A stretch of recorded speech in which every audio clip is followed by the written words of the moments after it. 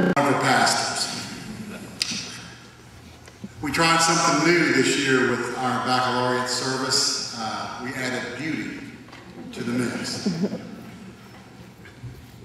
Well, we have my brother, Pastor Milton Coates, who added beauty as well, but he brought up the back row and she brings up the front row. But not only is Mallory the student of the year for West Feliciana High School, student of the year for the region, she's not only the oldest daughter of Chard and Mindy Richard, but she is the oldest of the Richard girls. And we call them affectionately the Richard sisters in our church, and their singing and their talent and all that they do. But we're going to be blessed this evening to hear what God has put upon her heart to share with the class of 2009. So Mallory, come and share with us this evening.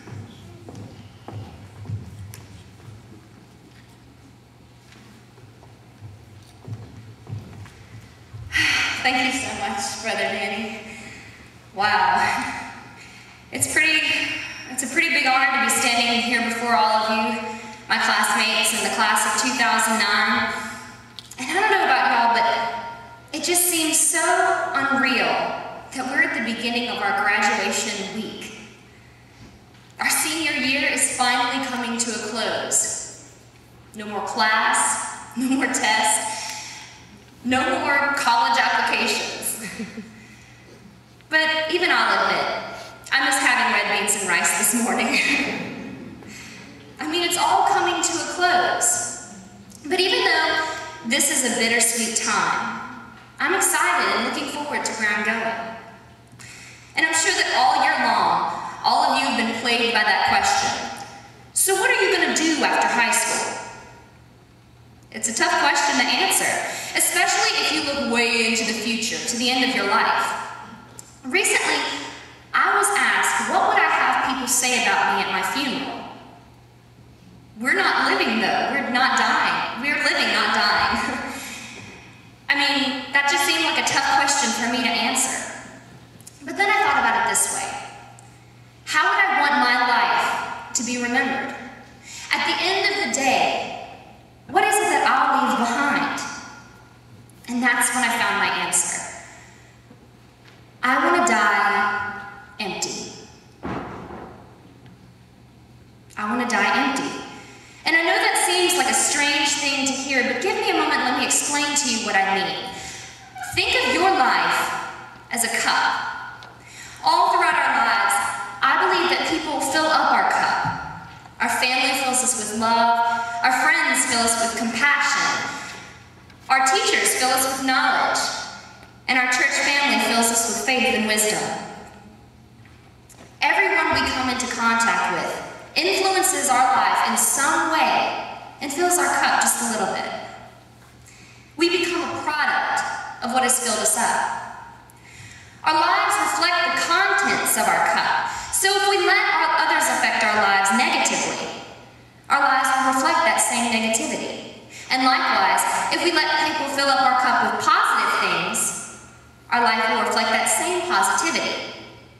Ultimately, we can control how we let our lives be influenced. It's scripture. In the Gospel according to Luke, it says in the 11th chapter in verse 34, "Your eye is the lamp of your body. When your eyes are good, your whole body also is full of light. But when they are bad, your body also is full of darkness." Like a good eye, we must be sure that no darkness or evil enters in, just like we keep evil things from being poured into our cup. Instead, we should strive for the light that Luke mentions in that verse. So now our cup is full. It's been filled to the brim, and we're about to embark on a new life. What now? Now, it's our turn to fill up the lives of others. It's our chance to pour out our lives in service to others. Just like Jesus Christ poured out his life for us, we are anointed as Christians to go forth and give back to others what we ourselves have been given. And again, we can look to scripture. In Luke's 8th chapter, verse 16, he says, "No one lights a lamp and hides it in a jar, puts it under a bed. Instead, He puts it on a stand so that those who come in can see the light. Why would we keep our blessings to ourselves like a hidden lamp? I believe that we are commissioned to share our gifts. And your gifts can be showing compassion to a friend during a time of need, cooking for a shut-in, repairing a single mother's tire, cleaning where there is filth, or calming where there is confusion and anger. The kinds of gifts are as numerous as the givers. Little by little, we will pour ourselves out, giving back. Then, when that last chapter of our life comes to a close, we can smile knowing that we gave everything. We can smile knowing that we died empty. Recently, our community experienced a terrible loss with the passing of our school superintendent, Mr. Lloyd Lindsay. Now there was a man who poured out his gifts. His entire life was devoted to giving to others through his gift of service. I mean, there wasn't a single school activity where you couldn't look up in the stands and see the tall, stately man in his bow tie and his round-rimmed glasses. During his funeral services, Ferdinand Street was lined with people who had seen their life and their cup filled by Mr. Lindsay. Mr. Lindsay was a man who died empty. He poured out his cup during his lifetime here on earth, and now he's surely smiling down on us. And that's the funny thing about pouring out your cup. When it's empty, you have this sense of fullness or fulfillment. We may be emptied of our gifts, but our spirit is overflowing. Because you see, there was another man who poured out his life, and his name was Jesus Christ.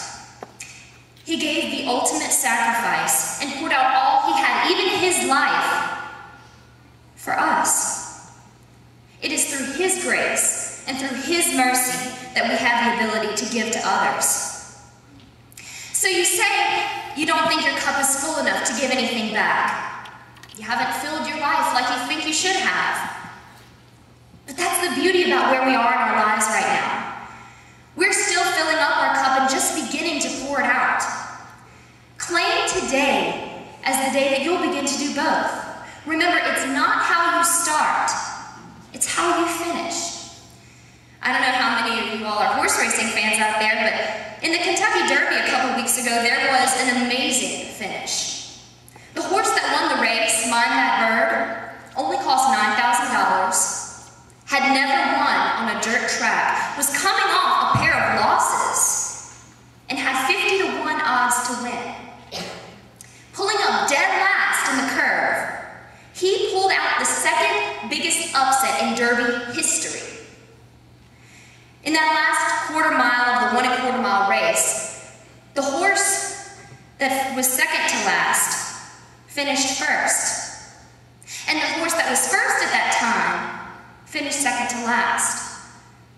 The point is that there is never a bad time to start something good. Today is a great day to pledge to fill up your cup and to pour it out. So the next time somebody asks you that question, what are your future plans? You can share with them your short-term goals, your career plans, your family plans, or you can share with them a philosophy that may just change their perception. I know what my answer will be. I want to die empty. So West Feliciana High School, class of 2009, I challenge you to fill it up and pour it out. Thank you so much, and may God bless you.